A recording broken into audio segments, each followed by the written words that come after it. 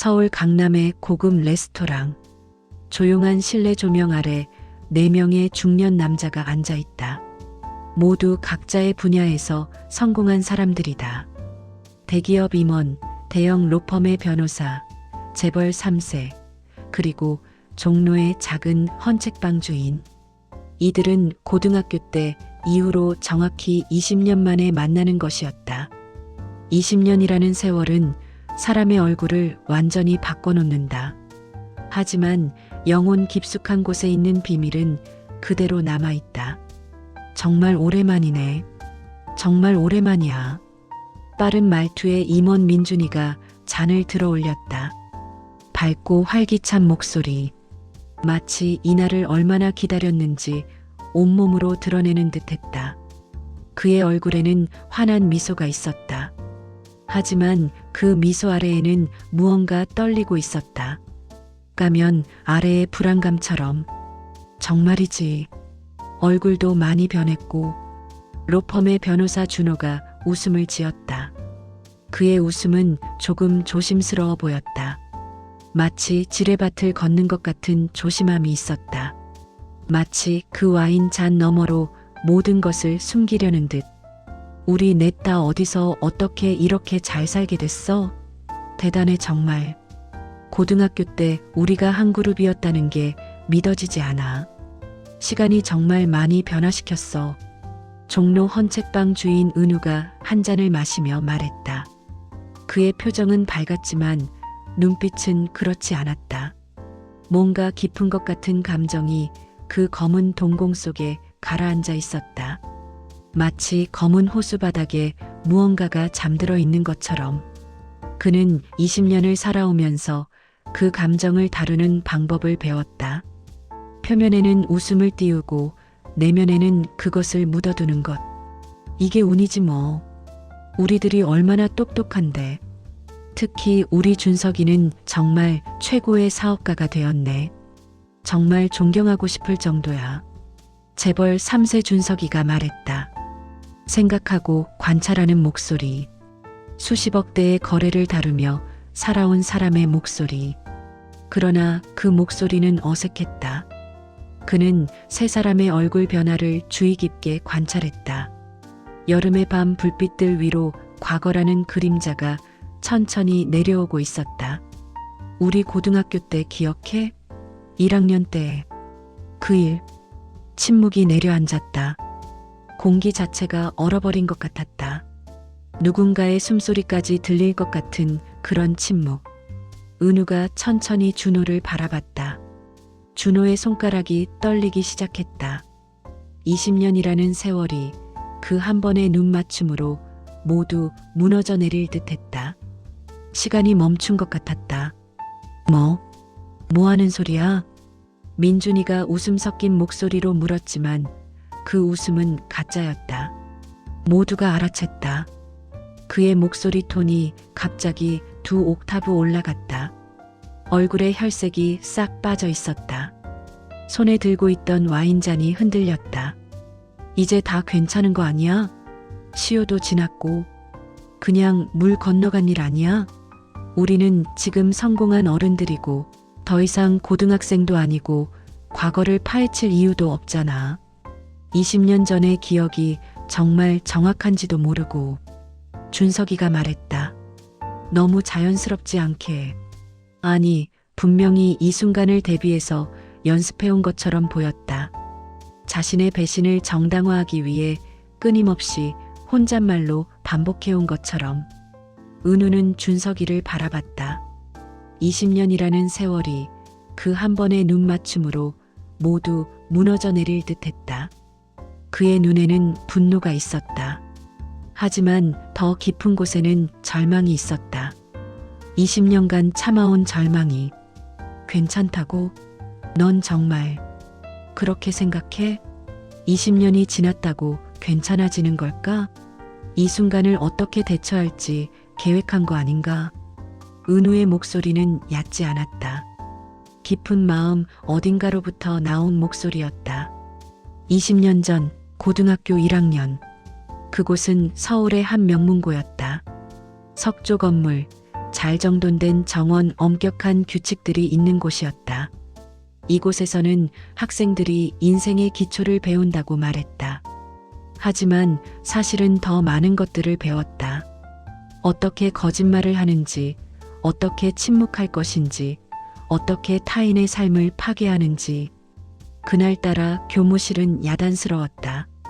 뭔가 물건이 없어졌다는 신고가 들어온 것이었다. 교감 선생님의 책상 서랍에서 거금이 사라진 것이다. 4월의 월급이 현금으로 들어와 있던 돈이었다. 약 1,000만 원. 당시 중산층 집의 한 달 생활비나 되는 돈이었다. 그 돈은 단순한 돈이 아니었다. 그것은 권력의 상징이었고 신뢰의 지표였고 누군가의 운명을 결정할 수 있는 도구였다. 교감 선생님은 순진했다. 혹은 잘못된 결정을 내렸다.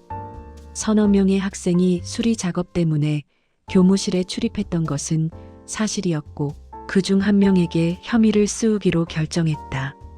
그는 가장 취약한 학생을 선택했다. 그 학생이 은우였다. 은우는 청소년 보호위원회에 회부되었다. 기록에 남았다. 그것은 지워지지 않는 오점이었다. 대학 지원할 때도 취직할 때도 그 기록이 따라다녔다. 물론 나중에는 미성년자 기록이라 조회되지 않았지만 은우의 마음속에는 영구적으로 새겨졌다. 마치 낙인 찍힌 죄인처럼. 그리고 진실은 이랬다. 준석이가 그 돈을 훔쳤다. 준석이는 중학교 때부터 도박에 빠져 있었다. 당시 중학생으로서는 감당할 수 없는 빚을 지고 있었다. 100만 원대의 빚. 또래 아이들이 용돈으로 생각하는 액수가 그에게는 끝없는 악몽이었다. 그의 아버지는 재벌이었지만 준석이에게 돈을 줄 수 없었다. 정확히는 아들의 도박 문제를 알고 싶지 않았다. 모른 척하는 것이 편했다. 절박했던 준석이는 교무실에 몰래 들어가 돈을 훔쳤다. 밤 10시 모든 학생들이 나간 후 자신이 만들어둔 열쇠로 손이 떨렸다. 심장이 터질 것 같았다. 하지만 필사적이었다. 도박으로 인한 필사적인 절박함이 그를 움직였다. 하지만 CCTV는 없었다. 증거는 없었다. 그리고 준석이는 자신의 우정으로 은우를 제물로 삼았다. 그것을 결정하는데 몇 초의 생각도 들지 않았다. 은우는 어차피 형편이 어려우니까 이 정도 있어도 괜찮지 않을까? 어차피 그 집은 학교에도 잘 안 나오고 엄마 혼자 일하고 아무도 그 아이를 믿지 않을 거야. 준석이의 논리였다. 아니, 완벽하게 이러한 생각을 했다는 증거는 없었다. 하지만 준호, 민준이 그리고 은우는 모두 알고 있었다. 왜냐하면 준석이가 자신들에게 말했으니까. 이거 내가 했어. 미쳤지? 아버지가 용돈을 안 줘서. 도박 빚이 있어서. 근데 진짜 형편이 안 좋아서. 도와줄 수 있을까? 넌 그래도 형편이 좋으니까. 아무튼 미안해. 그것은 진짜 미안함이었을까? 아니면 자신의 잘못을 덮을 방법을 모색하는 과정에서 흘러나온 말들이었을까? 어쨌든 그 말들은 내 친구들의 인생을 나누는 분기점이 되었다. 준호는 변호사가 되기로 마음먹는 그 순간 자신의 입을 다물기로 결정했다. 아직 어린 미래의 변호사는 이미 계산을 하고 있었다. 준석이는 뒷배가 있는 놈이다. 그의 아버지는 경제인이고 전국에 인맥이 있을 것이다. 지금 자신이 입을 열었다가는 준석이의 아버지가 자신의 인생을 이 순간 망쳐버릴 수 있다. 변호사 자격은 물론 대학 진학 자체도 문제가 될 수 있다. 그것은 너무 큰 위험이었다. 민준이는 성공으로의 길에 시선을 고정했다. 그는 준석이와 함께 있으면 더 높이 올라갈 수 있을 것 같았다. 그의 직관이 맞았다. 두 명의 네트워크는 한 명보다 훨씬 강했다. 명문고를 나오고 대기업에 입사하고 빠르게 성장하는 과정에서 준석이의 도움은 금광이었다. 그렇다면 은우의 희생은 투자였다. 필요한 투자. 그리고 은우. 은우는 침묵을 선택했다. 혹은 선택당했다. 그는 학생이었고 약했고 이미 부모의 기대를 받지 못하는 아이였다. 그런 상황에서 3명의 친구들이 침묵하면 그것은 강력한 압력이 된다. 더 강력하게 그를 누르는 힘이 된다. 그래서 은우도 침묵했다. 그리고 그 침묵은 20년을 살아야 할 무게가 되었다. 은우는 종로에서 헌책방을 운영한다. 좋은 책들을 찾아내는 것을 좋아했고 그 책들을 원하는 사람들에게 전해주는 것을 좋아했다. 작은 수익이지만 충분했다. 결혼하지 않았고 자녀도 없었다. 딱히 야망이나 욕심이 생기지 않았다. 왜냐하면 모든 욕심을 그 고등학교 1학년 4월에 내려놓아 버렸기 때문이다. 마치 그때 그 순간이 자신의 모든 가능성을 빨아내어 버린 것 같았다. 남은 것은 공허함 뿐이었다. 그것을 채워주는 것은 책이었다. 책 속의 다른 세계, 다른 삶들. 밤중에 가만히 있으면 그 시간이 자주 돌아왔다. 20년이 지났는데도 교무실로 가는 길. 선생님의 질문. 은우, 너 이거 했니? 그 질문에 대한 자신의 대답. 아닙니다. 그리고 그 대답을 아무도 믿지 않는 그 순간들. 자신의 부모님이 학교에 와서 보여준 그 놀라고 무너진 표정. 아버지가 밤새 술을 마신 모습. 어머니가 혼잣말로 중얼거리던 말들. 우리 아들이 도둑질을 했단 말이야? 이게 말이 돼? 그리고 아무도 자신을 믿어주지 않던 그 고독함. 준호는 서울중앙지검 산하의 유명한 로펌에서 변호사로 일하고 있다. 그는 정의의 수호자라고 스스로 생각했다. 그는 고급차를 타고 강남의 큰 평수의 집에서 살았다. 결혼도 했고 자녀도 있다. 아내는 의사였고 그들의 자녀들은 국제학교에 다녔다. 법조인으로서 정의를 위해 일한다고 생각했다. 아니, 자신이 그렇게 살아가야 한다고 합리화했다. 하지만 밤이 되면 그도 알았다. 자신이 그날 침묵함으로써 은우라는 한 인간의 삶이 어떻게 굽어졌는지, 그 아이가 얼마나 깊은 절망을 느꼈을 것인지. 그래서 더 이상 생각하지 않기로 했다. 그것이 자기 보호의 방식이었다. 그것은 자신의 양심을 죽이는 방식이었다. 밤이 깊어도 술을 마셔도 그 생각은 들지 않으려고 노력했다. 민준이는 삼성 계열사의 임원이 되어 있다. 기민한 판단력과 치밀한 계획으로 그는 회사에서 빠르게 상승했다. 그는 모든 일을 계산했다. 어떤 상황에서 이득이 되는지, 손해가 되는지, 손실을 최소화하면서 이득을 극대화할 방법이 무엇인지. 그것이 그의 천재성이었다. 하지만 그것은 또한 그의 원죄였다. 그 과정에서 준석이의 도움을 적극적으로 받았다. 준석이의 재벌 네트워크는 그에게 금광이었다. 좋은 프로젝트에 대한 정보, 자금 조달에 대한 도움, 높은 사람들과의 인맥. 그 모든 것이 준석이로부터 흘러나왔다. 그도 그것이 거래라는 것을 알고 있었다. 은우의 침묵을 사기 위한 거래 말이다. 자신의 행복을 은우의 불행과 맞바꾼 거래. 준석이는 여전히 잘 살고 있었다. 도박 문제는 이미 해결했다. 아버지가 은폐해 주었고 가업을 물려받았다. 그의 기업은 수십 개의 건물을 소유하고 있었고 매년 수십억의 이익을 올리고 있었다. 그는 부의 절대자였다. 그는 마음속 어디에도 죄의식을 느끼지 않았다.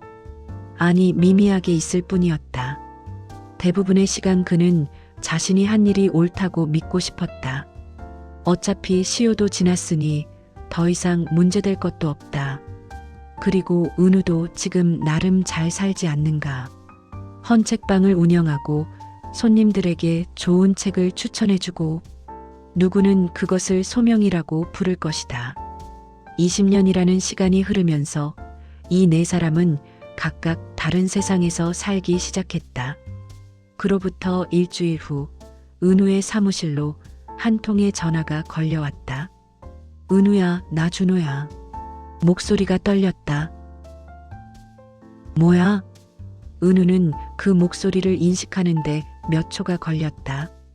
20년이라는 세월이 음성을 변화시켰다. 하지만 본질은 같았다.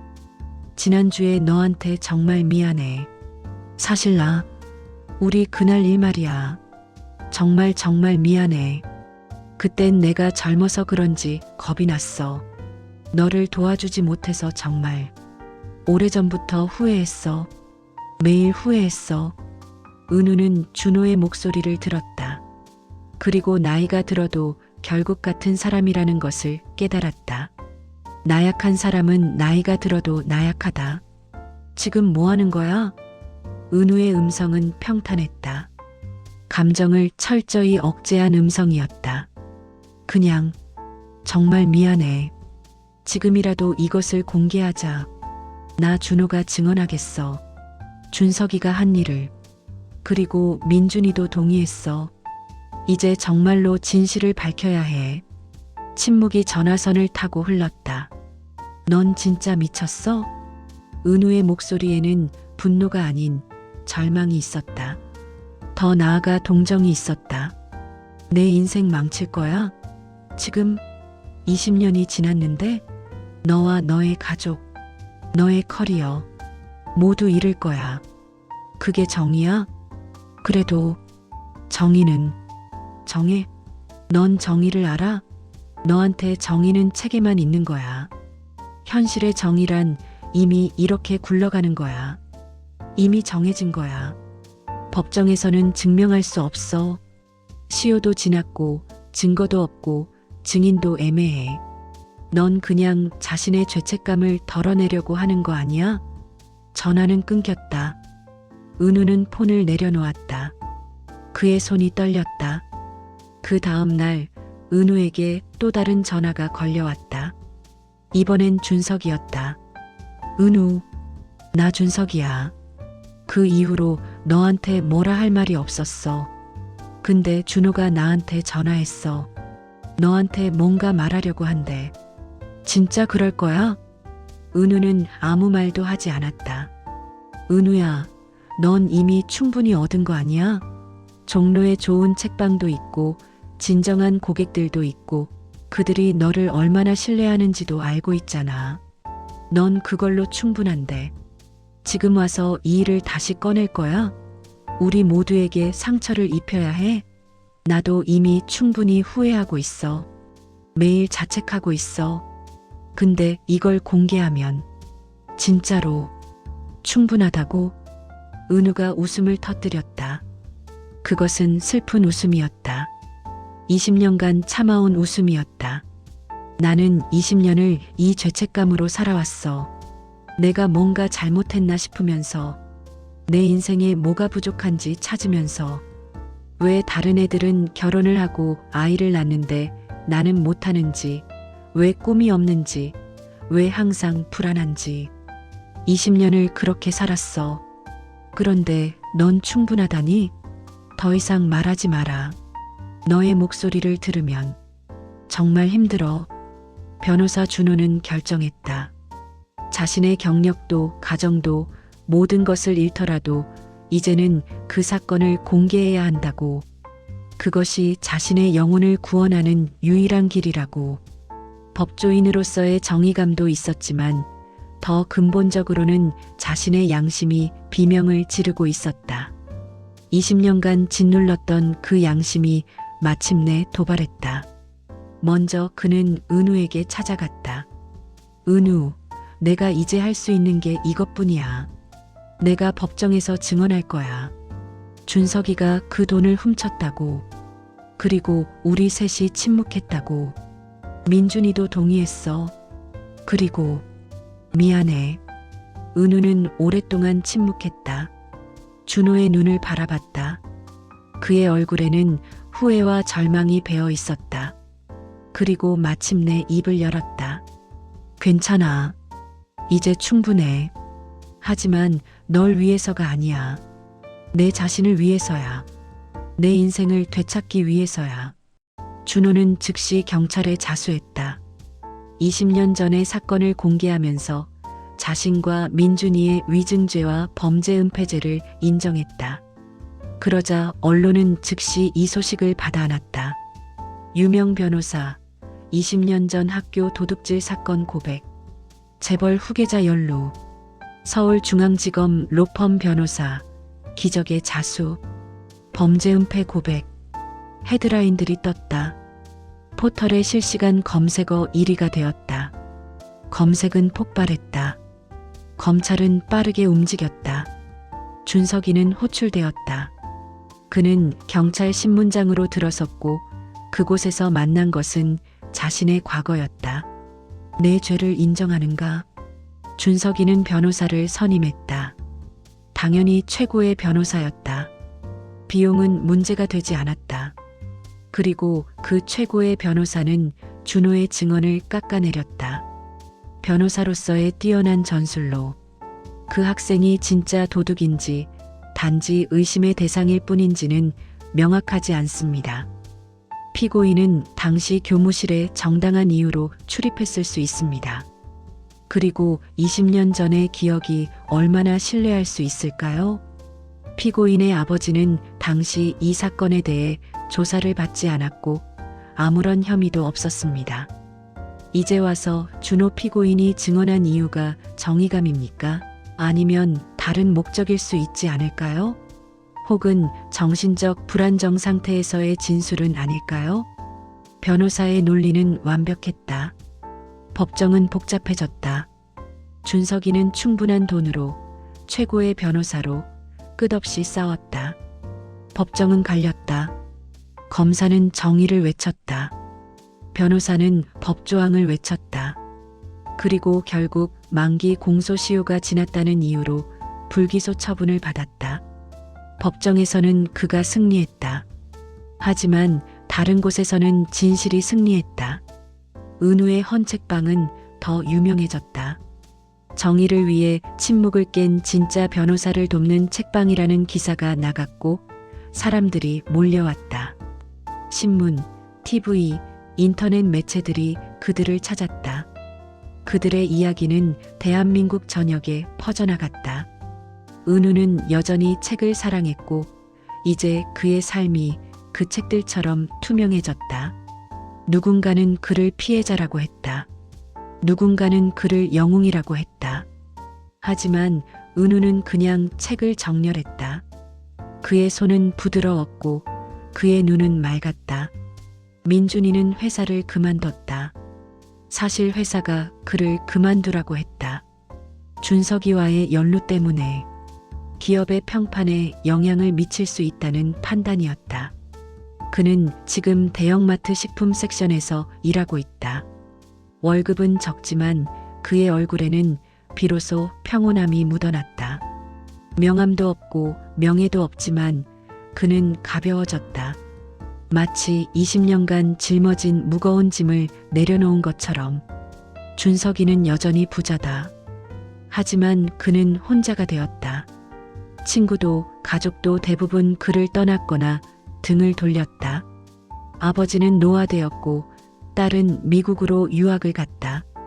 아내는 이혼을 청구했다. 그의 빌딩들과 자산들은 거대했지만 그의 마음은 철저하게 비어 있었다.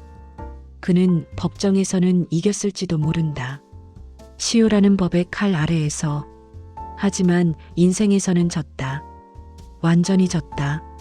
준호는 출소 후 가끔 은우의 헌책방에 들어왔다. 처음에는 조심스럽게 마치 죄인처럼. 은우 고마워. 뭐가? 아무것도 아니야. 그냥 고마워. 내가 할 수 있는 유일한 말이야. 은우는 미소 지었다. 그것은 용서의 미소였다. 아니, 정확히는 이해의 미소였다. 20년 동안 침묵했던 두 사람이 마침내 목소리를 되찾았다. 그리고 그 목소리는 비록 늦었지만 세상을 조금 더 밝게 만들었다. 4년 후 은우는 헌책방 옆에 작은 카페를 열었다. 정의 카페라는 이름의 이곳에서 사람들은 따뜻한 음료를 마시고 좋은 책을 읽고 때로는 자신들이 침묵했던 일들에 대해 이야기했다. 이곳은 치유의 장소가 되었다. 누군가의 잘못된 침묵과 누군가의 용감한 목소리가 만나는 곳. 준호는 그곳의 상근 자원봉사자가 되었다. 법원의 기록실에서 일하며 틈틈이 이곳에 와서 책을 정리하고 손님들의 이야기를 들어주는 일이었다.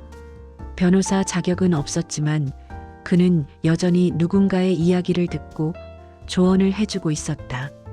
법률가로서가 아니라 인간으로서. 민준이도 가끔 그곳에 왔다. 마트에서 일하는 옷을 입은 채로. 그의 손은 이제 마트에서 일하면서 거칠어졌지만 그의 눈빛은 더 맑아졌다. 그는 더 이상 높이 올라가기 위해 계산하지 않았다. 더 이상 승자와 패자를 나누지 않았다. 그냥 한 발 한 발 정직하게 걷는 것으로 충분했다. 준석이는 그 카페에 올 수 없었다. 올 수 없다는 것이 아니면 온다면 너무 어색할 것이라는 것이 모두가 알고 있었다. 그는 여전히 부자였지만 부자가 아닌 사람처럼 보였다. 돈으로 구원받을 수 없는 영혼의 빈곤함이 그의 얼굴에 영구적으로 새겨져 있었다. 어느 날 밤 준호가 은우에게 물었다. 넌 정말 나를 용서했어? 은우는 잠시 생각했다. 그의 손은 여전히 책장을 정렬하고 있었다. 그리고 대답했다. 아니야. 용서보다는 이해했어. 넌 그때 겁먹은 학생이었어. 그리고 지금도 날 이해하려는 사람이야. 그것만으로도 충분해. 용서라는 건 너무 거창해. 나는 그냥 살고 싶었어. 더 이상 그 무게를 지고 살지 않고. 준호의 눈에 눈물이 맺혔다. 수십 년 만의 눈물이었다. 고마워. 아니야. 넌 충분히 했어. 너의 침묵을 깬 것만으로도, 너의 용기만으로도. 밤의 카페에 두 사람의 침묵이 내려앉았다. 이것은 이해의 침묵이었고 화해의 침묵이었으며 앞으로 나아가는 침묵이었다. 그리고 바깥의 서울 밤거리는 여전히 수많은 사람들로 부글거리고 있었다. 그들 중 몇몇은 아직도 누군가의 죄를 뒤집어쓰고 있을 것이다. 누군가는 그 죄를 알면서 침묵하고 있을 것이다. 누군가는 그 침묵으로 인한 무게를 짊어지고 있을 것이다. 하지만 여기 정의 카페에는 누군가가 침묵을 깼다. 그것으로 충분했다. 그것이 세상을 바꾸는 시작이었으니까.